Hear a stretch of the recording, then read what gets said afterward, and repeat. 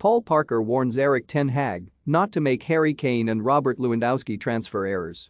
Paul Parker has told incoming Manchester United manager Erik ten Hag he needs to sign a striker in the mold of Ruud van Nistelrooy but must avoid getting embroiled in a battle to sign a ready-made superstar. Ten Hag, 52, is on the verge of taking over at Old Trafford with talks said to be at an advanced stage between the Dutchman and the club's hierarchy. Since Robin van Persie left United in 2015, the Red Devils have struggled to find the perfect striker with the likes of Radamel Falcao and Romelu Lukaku both flattering to deceive.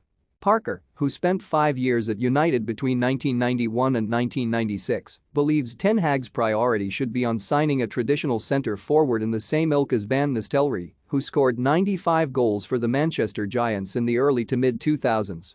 Speaking to The Express, he said, "I think United are going to have to do their homework and they're going to have to find someone who's got enough drive in them, who wants to score goals, who wants to play for Manchester United, who wants to make his name and become a great for Manchester United."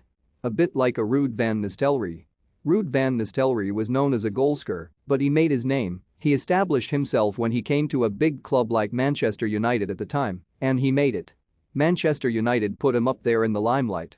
Andy Cole had a big name for what he was doing at Newcastle, but he got even bigger when he arrived. They need someone with an appetite. Not someone who's had it, who can just look back and put his arms out and go, "Well, I'm not getting any help." After Lukaku departed Old Trafford in 2019 to join Inter Milan, Marcus Rashford and Anthony Martial were tested out as United's main striker, but both players failed to convince in the role. Meanwhile, in 2020, a 33-year-old Edinson Cavani was signed by Ole Gunnar Solskjaer, but the Uruguayan has turned out to be a bit part player rather than a permanent starter.